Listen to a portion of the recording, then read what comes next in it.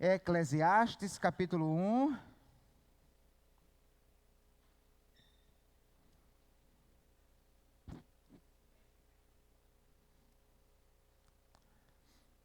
Nós vamos ler o capítulo 1, do verso 1 até o verso 11.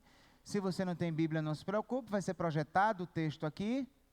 Caso você tenha e queira abrir, queira que eu espere, eu posso esperar. Precisa esperar um pouquinho ainda ou não? Não. Palavra de Deus para mim e para você, acompanhe com bastante atenção.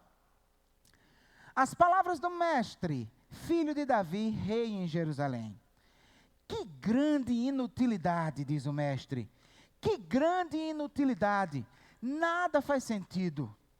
O que o homem ganha com todo o seu trabalho em que tanto se esforça debaixo do sol?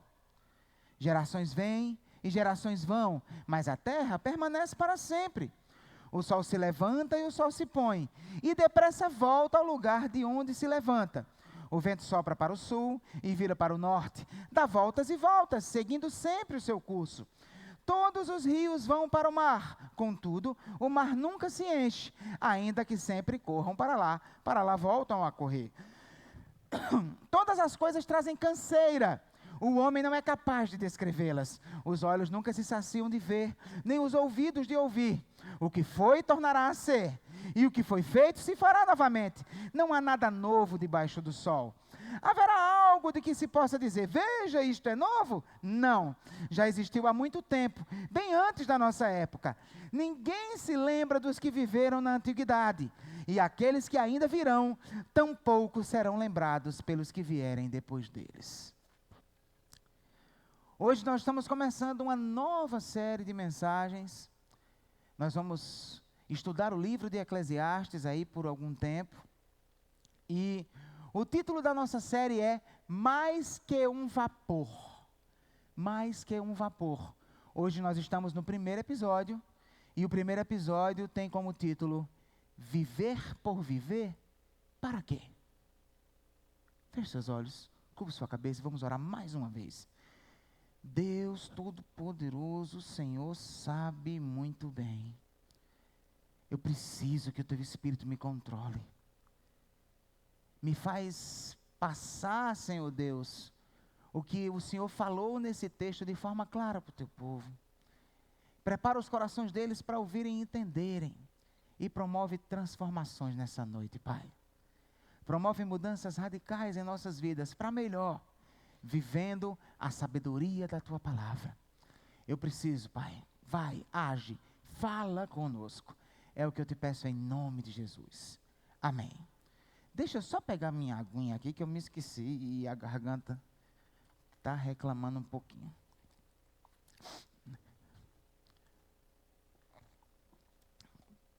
Alguma vez você já esteve conversando com alguém e às vezes, na metade da conversa, ou às vezes até antes, você já teve aquela sensação, já sei onde que ele quer chegar. Você já teve essa sensação? Alguma vez? O livro de Eclesiastes, queridos, é um livro muito difícil de se ler. Por que que ele é tão difícil assim? Porque parece que você começa a ler, vai lendo, e você não consegue entender aonde ele quer chegar. Essa sensação não vem.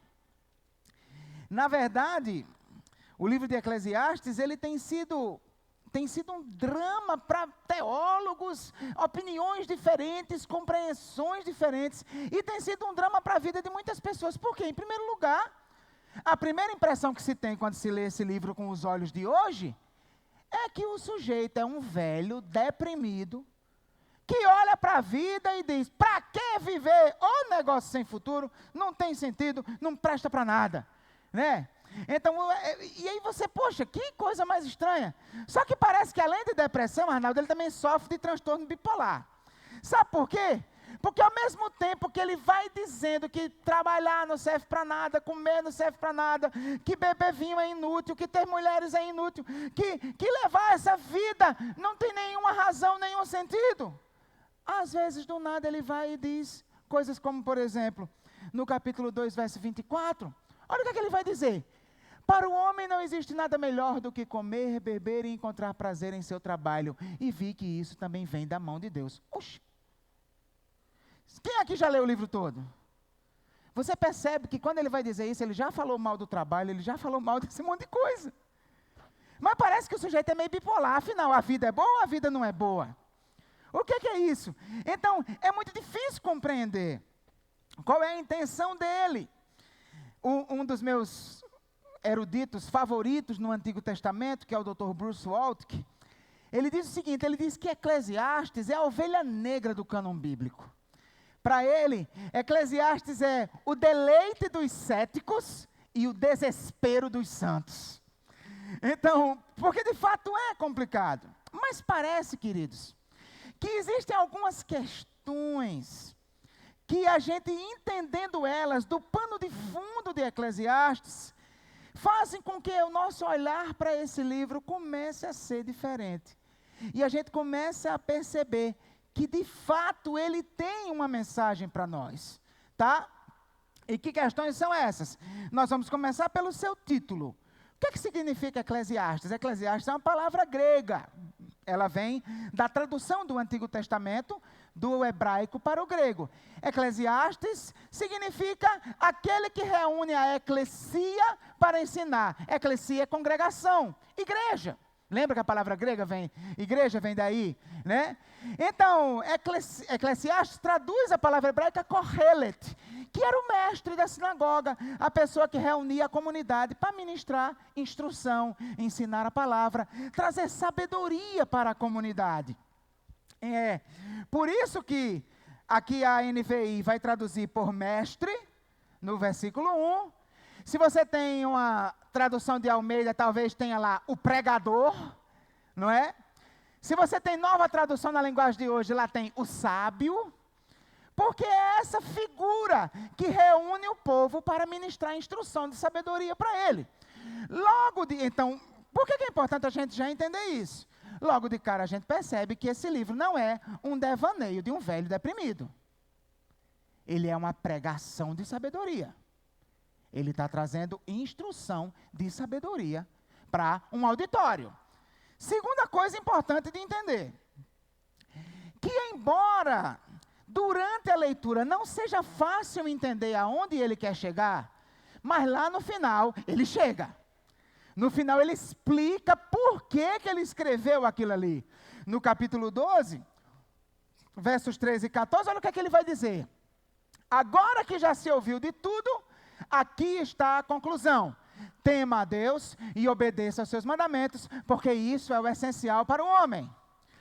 Pois Deus trará a julgamento tudo o que foi feito, inclusive tudo o que está escondido, seja bom, seja mal. Então o autor está dizendo para que ele escreveu esse livro. Ele quer que a pessoa que leia, quando termine de ler, sinta a necessidade de temer a Deus.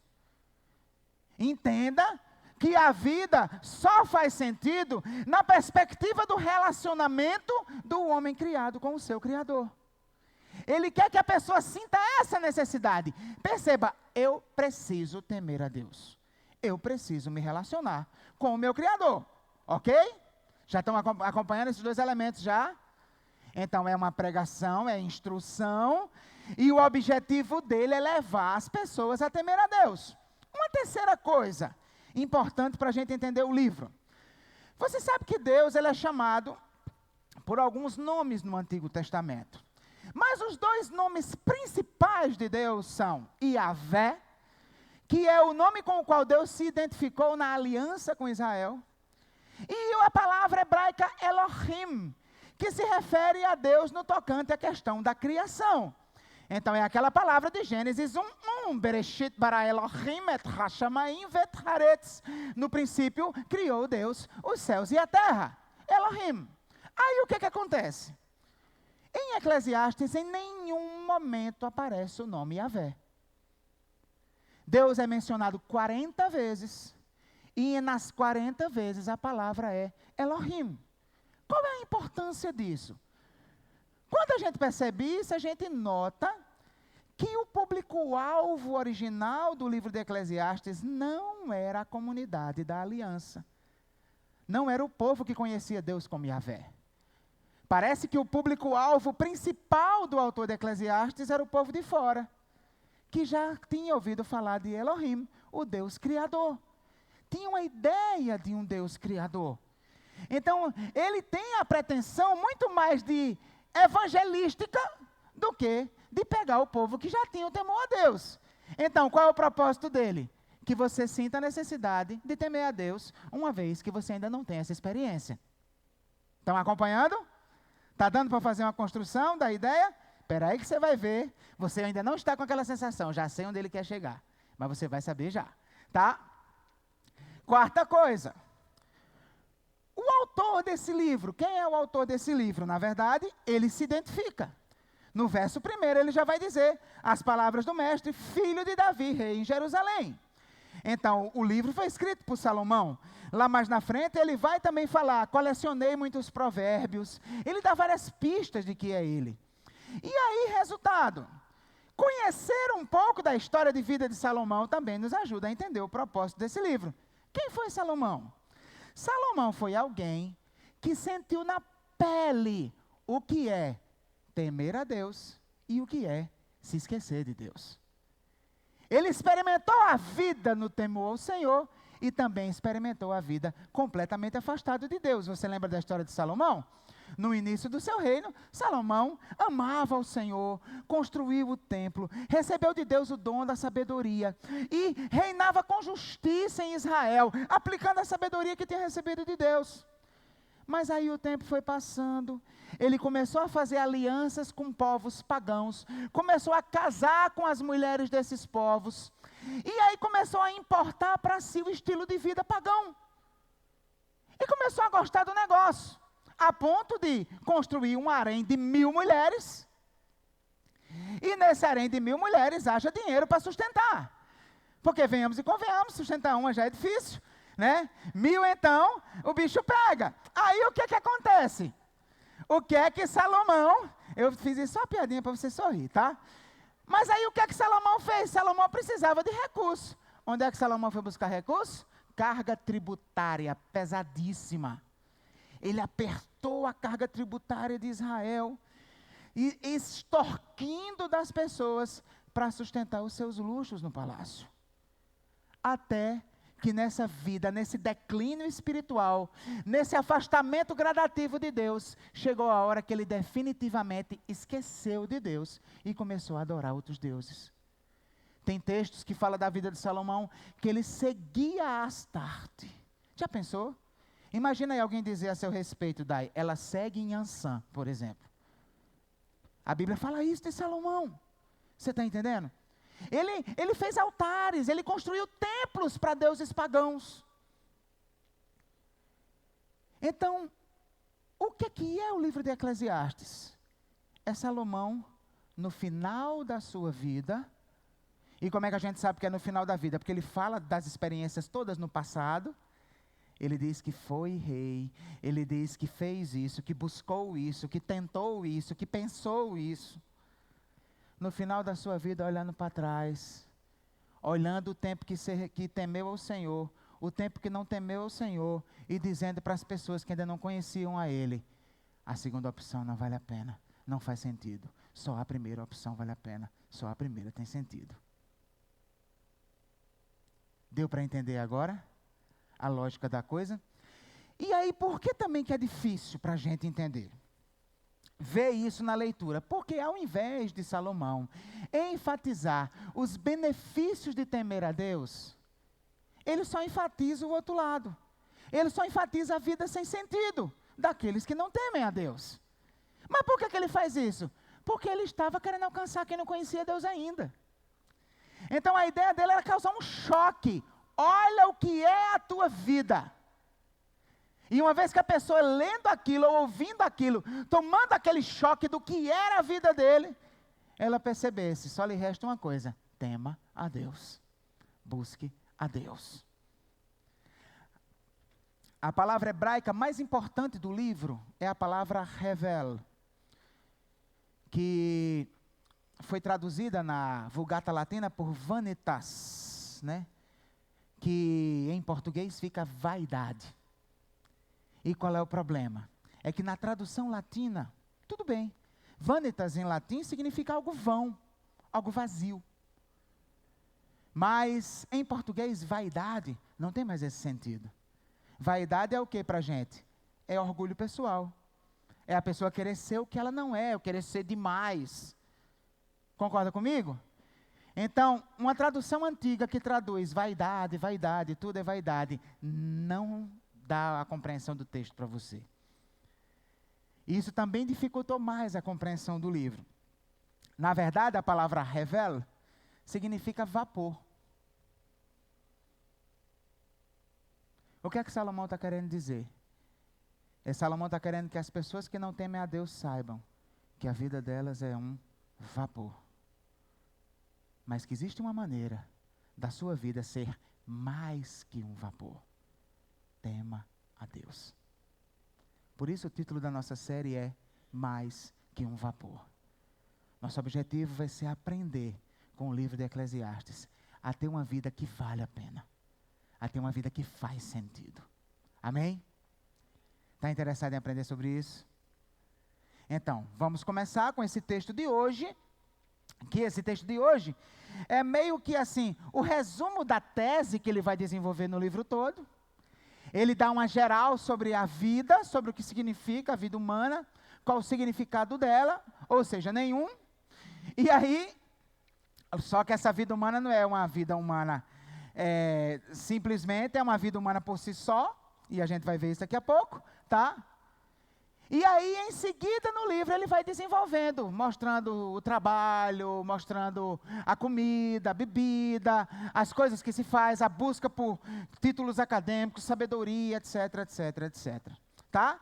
Então, essa é a tese inicial. Se a gente entender essa tese inicial, vai ficar fácil entender o resto do livro. E esse vai ser o nosso objetivo nessa noite. O que é que o texto vai nos ensinar? Eu precisei fazer essa introdução mais comprida, porque é o início do trato que a gente vai dar com um livro muito difícil. E eu acredito que com essa introdução já ajuda você na sua leitura do livro de Eclesiastes. Amém? Então vamos lá. O que é que o que nós lemos vai nos ensinar? Que a vida humana em si mesma, ou seja, a vida humana à parte do Criador, a vida humana sem o temor de Deus, ela é, em primeiro lugar, sem propósito. Repita comigo, por favor. A vida humana em si mesma é?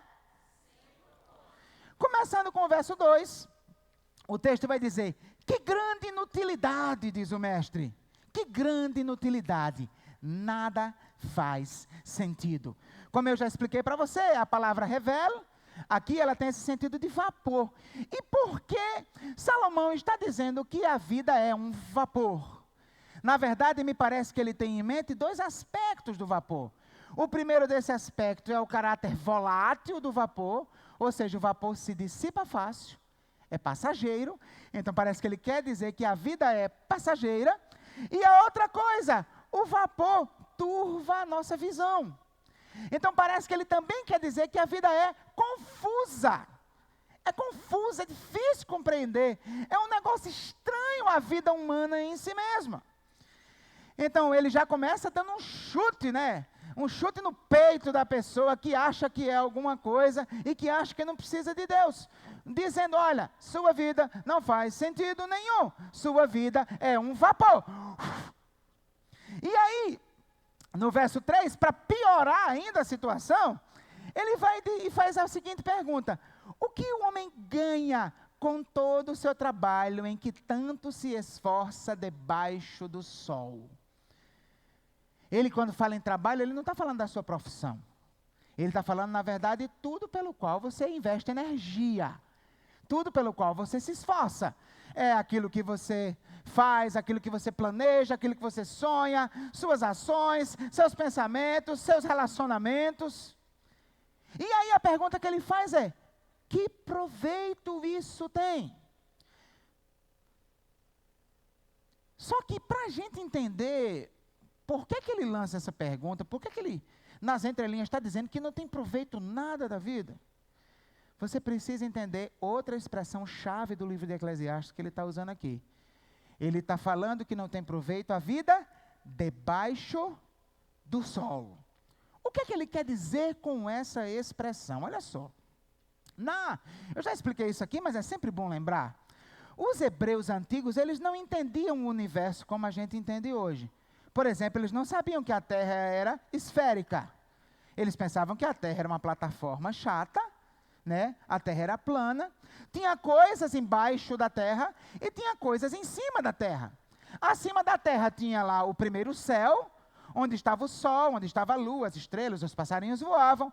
Acima desse céu tinha o segundo céu, que na crença deles era um mar de águas que estava acima do céu. E para chover, Deus abria a janela do céu e a chuva caía, tá? E acima desse céu tinha o terceiro céu, que é o lugar onde Deus mora. Lembra quando Paulo diz que foi arrebatado ao terceiro céu? Lembra quando ele fala sobre isso? Essa era a maneira que eles compreendiam o universo. Então, veja bem, o que é que ele quer dizer com aquilo que o homem faz debaixo do sol? Ele está falando da vida humana por si mesma. Ele está falando da vida humana por si só, ou seja, você trabalha pelo trabalho, você se relaciona pelo relacionamento, você vive por viver. O que ele está querendo dizer é que essa vida sozinha, essa vida não tem sentido nenhum. O que ele está querendo dizer é que para a vida fazer sentido, você precisa conhecer aquele que está em cima do sol.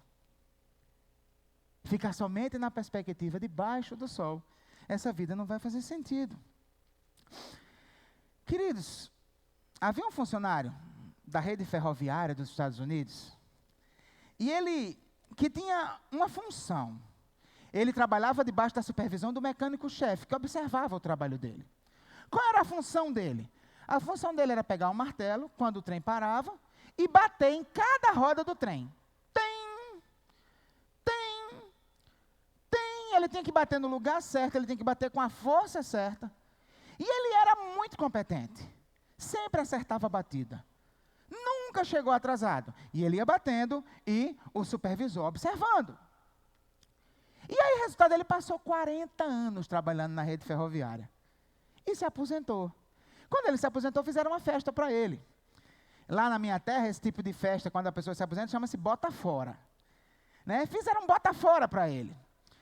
E aí, resultado, fizeram a festa, chegou aquele momento, discurso. Aí deram a palavra ao homem. Aí lá vai o homem dar a palavra. Aí ele chega lá e ele diz, olha, foi muito bom esses 40 anos, vivemos muitas experiências boas, conheci pessoas sensacionais, foi muito bom, eu sou muito grato por esse tempo. Mas eu queria fazer uma pergunta. Para que cargas d'água eu passei 40 anos batendo com martelo na roda do trem? O cara não fazia a menor ideia da razão de ser daquilo. Porque a função dele era só bater. Tomar alguma providência era o mecânico-chefe quem tomava. Então quem entendia por que era o mecânico-chefe? A função dele era bater. E ele batia. E fazia bem feito. E era muito competente. Mas nunca entendeu o porquê daquilo. Querido, a vida do ser humano, longe do seu Criador, é desse mesmo jeito. Você faz coisas o tempo todo. E, aliás, tem coisas que você faz bem feito. Tem coisas que você é bom naquilo. Você tem responsabilidades, você sofre pressão. E você vive agindo e fazendo e planejando. Mas lá no íntimo do seu coração, muitas vezes você se pergunta, para quê? Qual é a razão de tudo isso? Por que vale a pena estudar? Por que trabalhar? Por que ter um relacionamento? Por que ter amigos? Por que comer nas horas certas? Por que fazer dieta? Esses pensamentos eu não vejo por quê. Né? Por que jogar bola? Qual é o sentido de torcer por um time de futebol? Por que cuidar da saúde? Por que não cuidar da saúde? Qual é a vantagem de ser responsável? Por que vale a pena dar atenção aos filhos? Por que sair para passear? Por que eu não só faço o que quero e pronto? Meu querido, minha querida, se toda a sua perspectiva de vida estiver resumida nessas coisas que se fazem debaixo do sol, a sua vida não tem o menor sentido. E é por isso que muitas vezes você entra em crise. Porque você considera o esforço inútil. Porque você não sabe o porquê. Você não sabe a razão. Tem que ter algo mais. Tem que ter algo além. Para dar sentido a essa rotina louca que a gente vive. E você que é crente, você até conhece o sentido de tudo isso, mas vive mal na vida. Por quê? Você continua querendo encontrar sentido para a vida na própria vida, nas próprias coisas que você faz.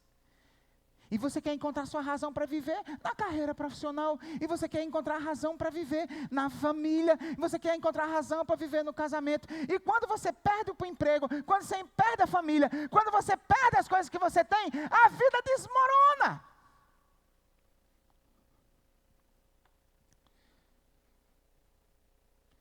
A vida humana em si mesma é sem propósito. Segundo lugar, a vida humana em si mesma é passageira. Olha o que é que o texto vai dizer. Nos versos do 3 ao 7. Gerações vêm, aliás, do 4 ao 7.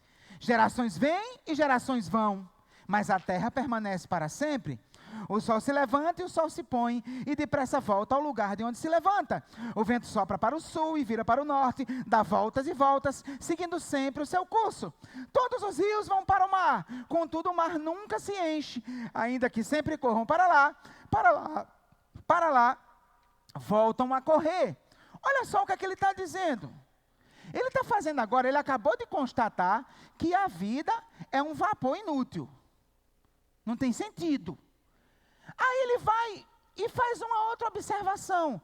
Ele compara a vida humana com os fenômenos repetitivos da natureza. Ele primeiro observa o sol. E o que é que ele observa do sol? Que o sol nasce, se põe, nasce, se põe. E o tempo passa, e gerações passam, e séculos, e milênios, e o sol está nascendo, se pondo, nascendo, se pondo. Os ventos. Poxa, às vezes o vento vira para o norte. Às vezes vira para o sul, muda de curso, mas no final, ele sempre encontra novamente o seu curso.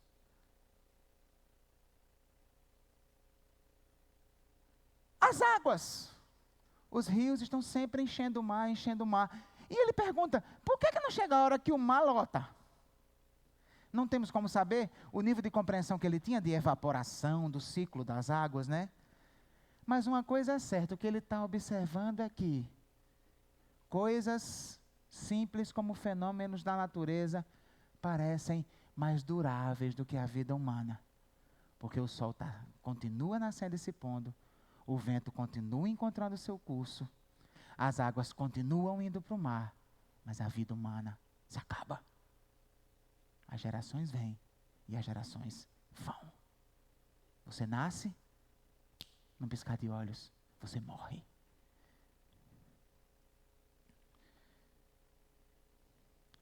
Ontem, nessa semana, a gente visitou, na verdade, mais de uma família da igreja, a gente visitou essa semana, mas numa das visitas que a gente fez, aí o pessoal perguntou, pastor, há quanto tempo você está aqui?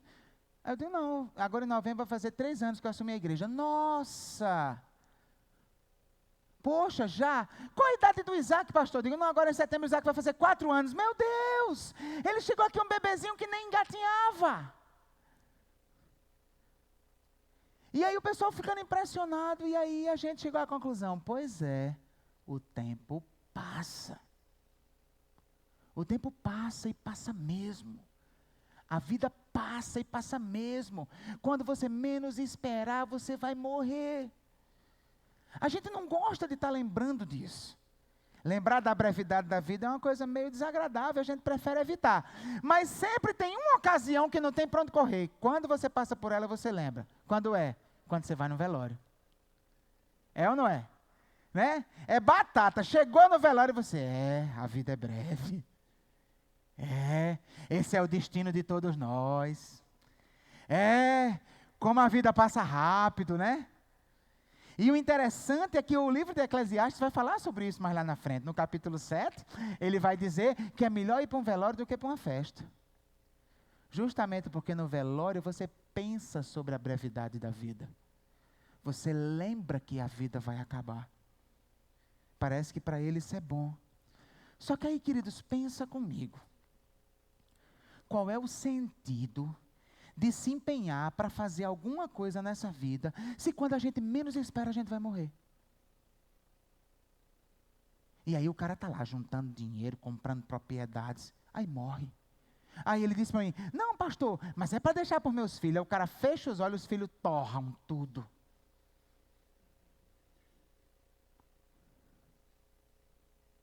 Para quê? Para que correr atrás de tanta coisa? Se daqui a pouco a vida se acaba.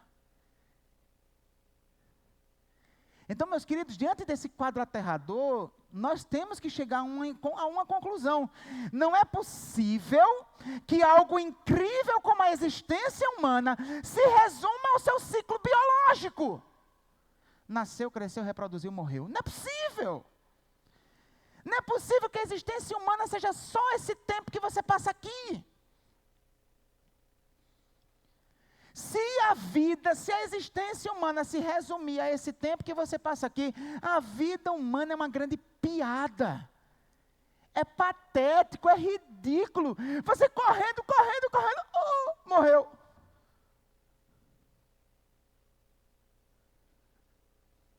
Lembre-se sempre do quanto a sua vida é breve. Isso vai aumentar o seu anseio pela eternidade. Lembre-se sempre do quanto a sua vida é breve. Isso vai aumentar o seu anseio pela eternidade.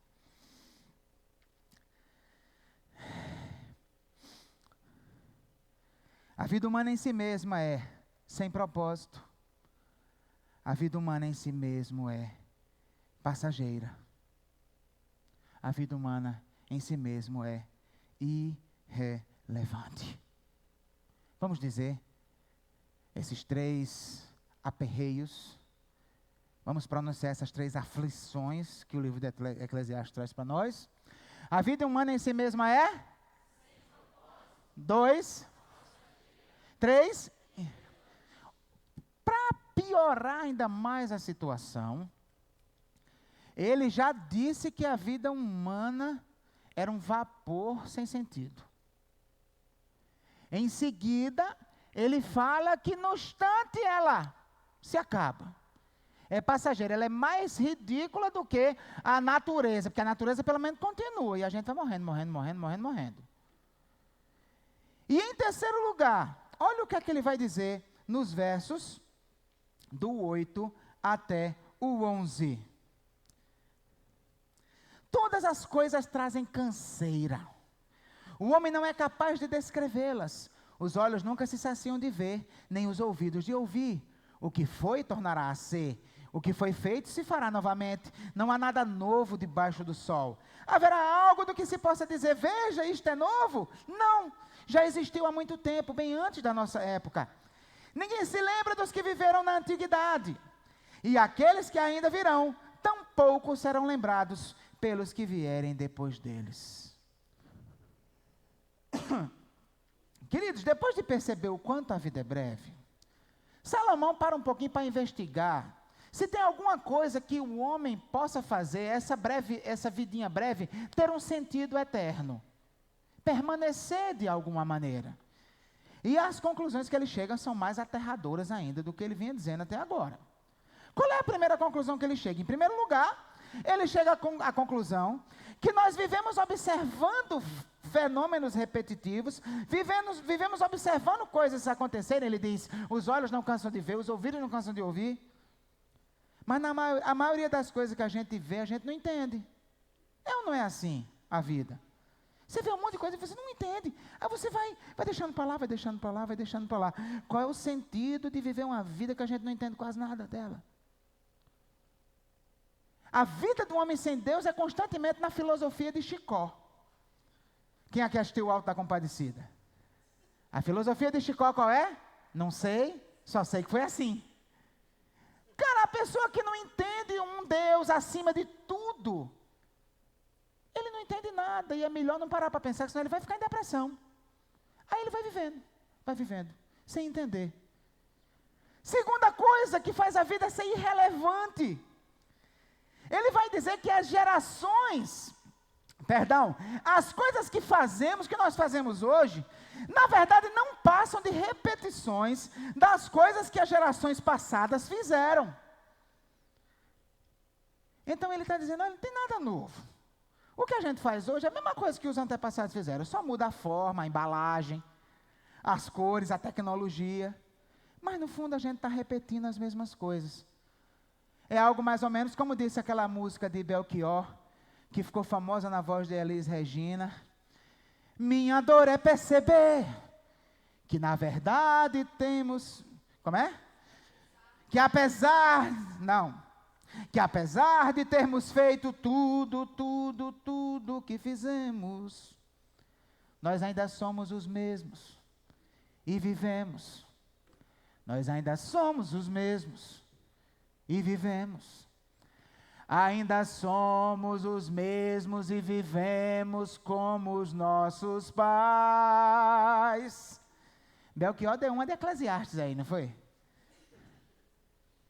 O cara estava investigando a vida, queria encontrar o sentido para a vida, e ele diz, rapaz, a minha dor é perceber que apesar de ter feito tanta coisa, no final das contas nós somos os mesmos e vivemos como os nossos pais. Estamos só repetindo os ciclos da história. Quantas coisas você que já tem um pouco mais de idade, não ouviu dos seus pais, e na época não concordou, ficou com raiva, e hoje diz as mesmas coisas para os seus filhos? Ouviu coisas dos seus avós, e ficou com raiva, sabe porque ele é velho? Aí hoje está dizendo para os seus netos. As mesmas coisinhas.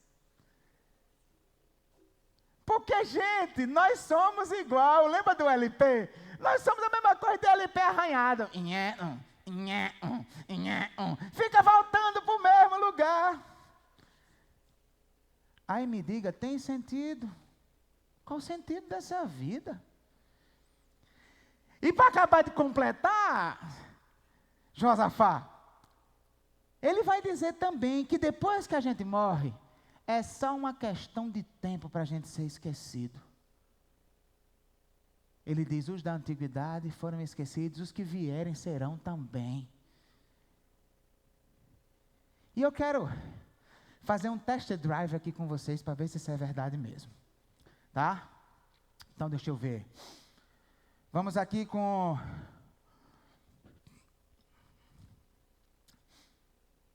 Vamos começar com você.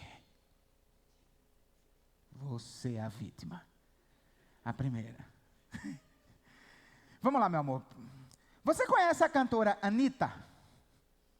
Sim? Canta uma musiquinha dela aí pra gente. Não?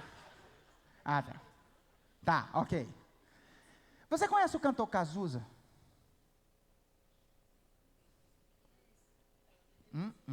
Quem é esse? Para alguém da minha geração é um absurdo uma coisa dessa, não é? Você conhece o cantor Cazuza? Tá. Você conhece o cantor Orlando Silva?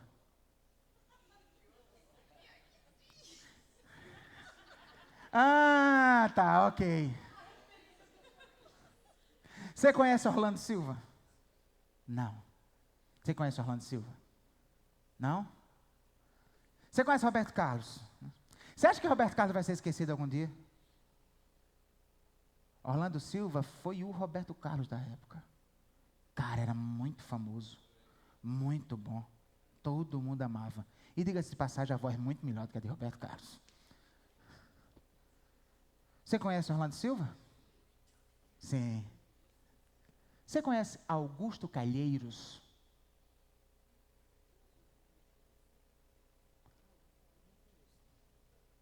Alguém aqui conhece Augusto Calheiros?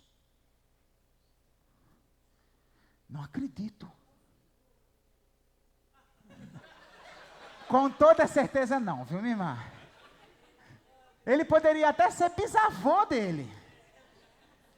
Olha só, queridos, Augusto Calheiros foi um cantor do início do século XX que gravou um grande sucesso da época chamado Mané Fogueteiro. Vocês não conhecem Mané Fogueteiro? Não. Mané Fogueteiro era o rei das crianças, na vila distante de 3 corações. Nos dias de festa fazia rodinha, soltava foguete, soltava balões. Mané Fogueteiro gostava da rosa, cabocla mais linda esse mundo não tem. Não é bonita a melodia, né? Nossa, cara, isso foi um estouro. Se alguém dissesse à minha avó que um dia eu estaria num auditório com esse monte de gente e ninguém nunca teria ouvido falar de Augusto Calheiros, ela ia dizer, mentira, isso é impossível. Eu conheço porque tinha um disco na casa dela e rodava para danado.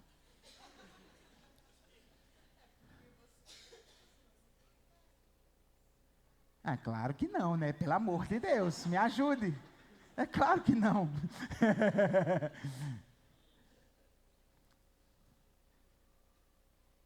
Olha só.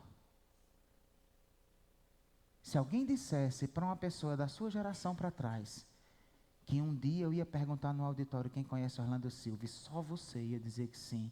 E a sua filha de Putabela, porque ouviu isso, você não imaginava uma coisa dessa, imaginava?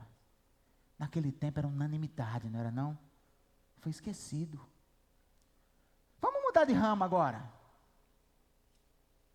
Você conhece Bill Gates? Quem é Bill Gates? Como?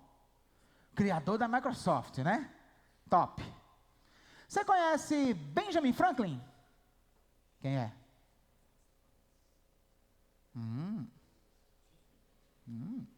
Né? Qual foi a grande descoberta de Benjamin Franklin? Descobriu a eletricidade, olha aí. Rapaz bom, hein? Top, hein? Quem aqui de verdade, sendo honesto, não lembrava ou não sabia que quem descobriu a eletricidade foi Benjamin Franklin? Um bocado de mão. Você conhece o alemão Ralph Baer? Eu não acredito, logo você! Não pode! Você não conhece Ralph Baer? Ralph Baer é o inventor do videogame, cara. Logo você que é o expert, bicho. Você hoje curte muito o resultado da obra do cara, mas você não faz a menor ideia de quem ele seja. Queridos, a humanidade tem tentado desesperadamente ser eterna.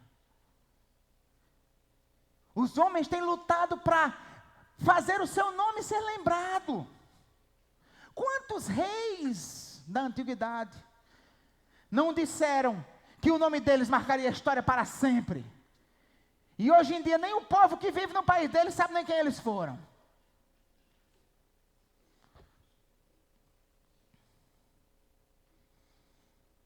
A vida humana sem Deus é completamente irrelevante. Você não entende quase nada da vida. Você não faz nada que seja realmente novo. E por mais que você tenha realizado alguma coisa importante, não vai ficar para sempre na memória das gerações futuras.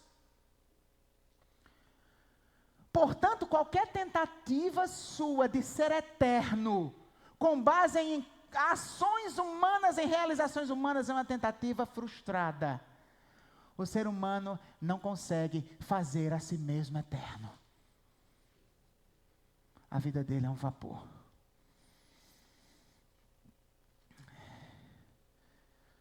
Concluindo, queridos, talvez, na sua leitura de Eclesiastes, você tenha chegado à conclusão que o autor é um tremendo de um pessimista, né?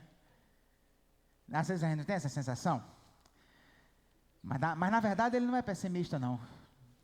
O que o autor de Eclesiastes é, na verdade, é realista. Ele está colocando a verdade nua e crua. Não existe realmente nenhum sentido na vida debaixo do sol. Você só descobre esse sentido a partir de um encontro pessoal com aquele que está acima do sol. Sem conhecer aquele que está acima do sol, sua vida permanecerá embaixo do sol. E a vida embaixo do sol é uma piada. Agora, quando você conhece aquele que está acima do sol, até as coisas embaixo do sol começam a ter sentido. Por quê? Porque quando você vai trabalhar, você está indo trabalhar para a glória dele, é para ele. Seu relacionamento é para ele. Seu dinheiro é para ele. Sua alegria é para ele. Seus projetos são para ele. Porque ele é o Criador. Ele é o Senhor de todas as coisas. E você encontra o seu lugar nesse mundo que é dele.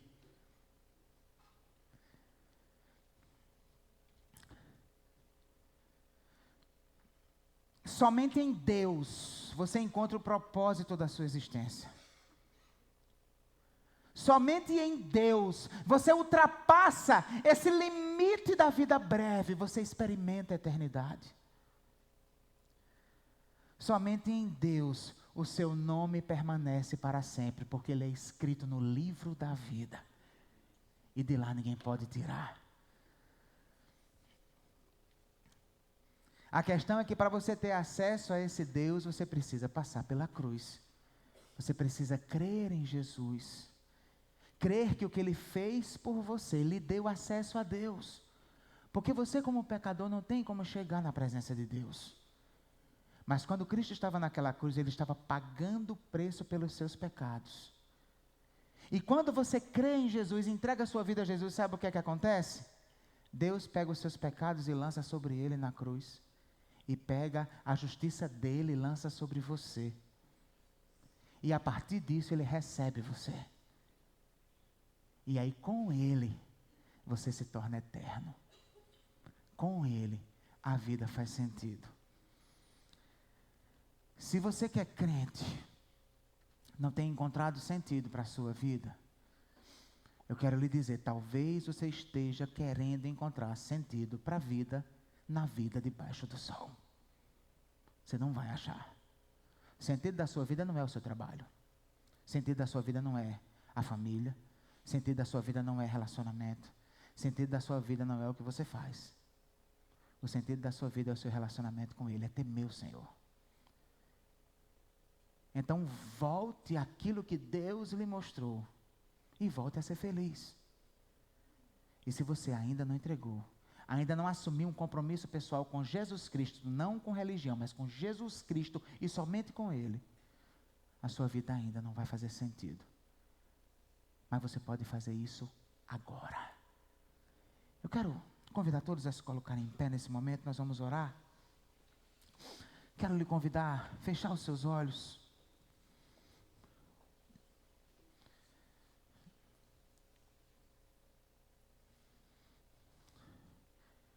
E eu quero, nesse momento, orar por alguém que quer nessa noite tomar a decisão de entregar sua vida a Jesus.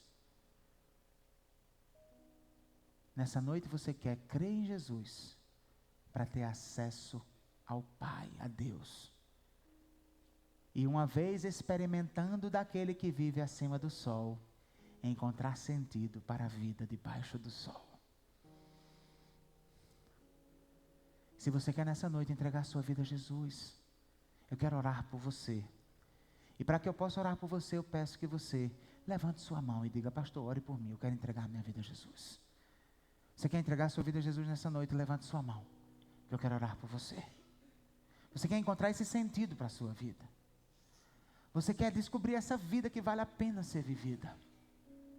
Você quer encontrar a alegria, a paz, a felicidade que só Ele tem para você? Se você ainda não fez isso, quer fazer nessa noite, assumir esse compromisso pessoal com Jesus, levante sua mão que eu quero orar por você. Nós estamos todos orando, estamos todos na presença do Senhor. Existem forças que querem impedir você de fazer isso. Forças malignas que querem continuar escravizando você a uma vida sem sentido.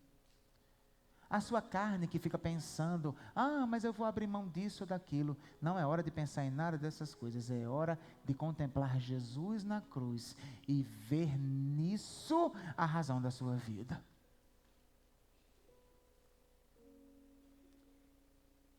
Espírito Santo de Deus, vai e age e quebra agora esse coração, Senhor.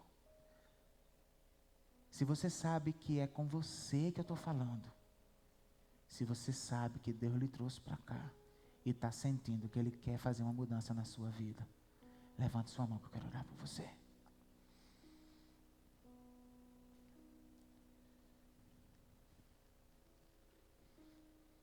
Senhor nosso Deus e Pai, eu quero te pedir, Senhor, que essa palavra arda no coração de cada um, Pai. Quero te pedir que o teu Espírito faça a obra que eu não posso fazer. Faça com que essas pessoas que ainda não te conhecem, tanto as que estão aqui como as que estão nos assistindo pela internet, percebam que não tem outra alternativa. Que elas possam aprender com a experiência de vida de alguém, como Salomão, que viveu com o Senhor e se afastou do Senhor. E que no final da sua vida podia dizer, não vale a pena viver se não for coladinho com o Criador.